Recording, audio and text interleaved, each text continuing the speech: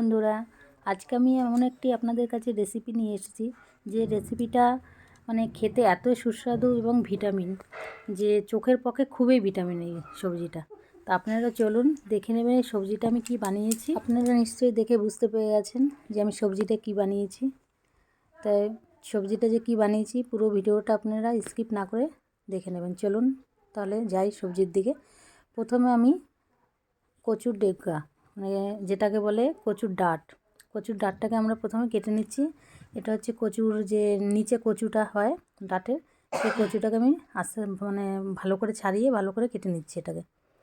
এই কচুর ডাঁটিগুলো কিন্তু অনেক কষ্ট করে এনেছে, এটা তো গ্রাম গায়ে বিশেষ করে বেশি পাওয়া যায়, তাই অনেক কষ্ট করে এটা জোগাড় করা হয়েছে। আমার দেখুন কাটা হয়ে গেছে, ভালো করে ধুয়ে নিয়েছি। এবার কচুর শাকটাকে আমি বসিয়ে দিয়েছি। দেখেছেন তো কতটা হয়েছে, এটা দেখতে এতটা হয়েছে কিন্তু যখন রান্না হবে না তখন অল্প হয়ে যাবে। ঢেকে দেওয়ার আগে আমি একটু নুন দিয়ে দিয়েছি। নুনটা দিলে কি সেদ্ধটা তাড়াতাড়ি হবে আর জিনিসটা কমে আসবে। দেখুন ঢাকা খোলা হয়ে গেছে, দেখেছেন কতটা সবজিটা ছিল সেটা কমে দেখুন কতটুকু হয়ে গেছে।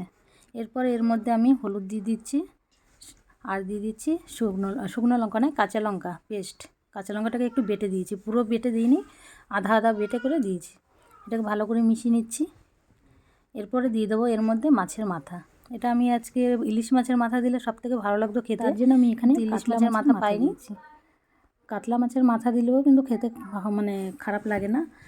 আর দিয়েছি আমি, পরে এটা বলছি। এর মধ্যে জন্য আমি এখানে ফোড়নের জন্য দিয়েছি তেজপাতা, শুকনো লঙ্কা আর দিয়েছি পাঁচফোড়ন। আর এগুলো একটু লাল লাল করে ভাজা হয়ে গেলে এর মধ্যে দেবো আমি নারকেল কোড়া। নারকেল কোড়াটা আপনারা জানেন তো, যে কোনো তো সবজিতে নারকেল কোড়া দিলে খেতে অসাধারণ লাগে। তার জন্যে আর বিশেষ করে কচুর শাকে যদি একটু নারকেল কোড়া দেয় খেতে ভালোই লাগে। তা আমি এখানে নারকেল কোড়া দিয়েছি। এগুলো একটু ভাজা ভাজা হয়ে গেলে তার মধ্যে আমি নারকেল কোড়াটা দিয়ে দেবো।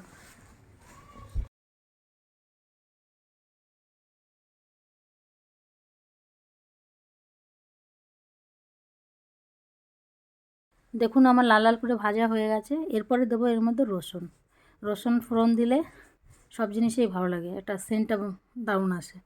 আমি রসুনটাকে একটু লাল লাল করে ভেজে নিচ্ছি। ভাজাটা হয়ে গেলে এর পরে দেবো আমি নারকেল কোড়াটা। আমি দেখুন নারকেল কোড়া দিয়ে দিলাম। এরপরে সবগুলো একটু লাল লাল করে ভেজে নিচ্ছি।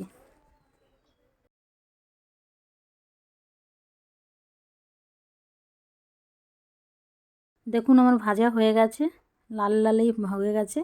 এরপরে ওই ফোড়নটা আমি যে কড়াইতে আমি কচুর শাকটা করেছিলাম সেটার মধ্যে আমি ফোড়নটা দিয়ে দিচ্ছি। এবার এটাকে ভালো করে নেড়ে চেড়ে নেবো।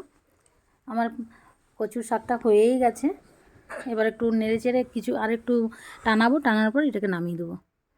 এখন আমার পুরো রেডি হয়ে গেছে, এবার নামিয়ে নেব। আজকের রেসিপিটি যদি আপনাদের ভালো লেগে থাকে অবশ্যই একটা লাইক করে দেবেন আর শেয়ার করতে যেন ভুলবেন না, আর কমেন্ট করে জানাবেন কেমন হয়েছে। হ্যাঁ, আমার চ্যানেলের ভিডিও যারা নতুন দেখছেন, যারা ইউটিউব থেকে দেখছেন তারা একটা সাবস্ক্রাইব করে দেবেন, আর যারা ফেসবুক থেকে দেখছেন তারা ফেসবুকের পেজটা একটু ফলো করে দেবেন। নমস্কার, দেখা হচ্ছে নেক্সট ভিডিও। আরও ভালো ভালো ভিডিও পাওয়ার জন্য আমার পাশে থাকবেন। আপনারা যদি পাশে না থাকেন তাহলে কিন্তু আমি সামনের দিকে এগিয়ে যেতে পারবো না আর ভালো ভালো ভিডিও আনতে পারবো না। তার জন্য অবশ্যই আমার পাশে একটু থাকবেন।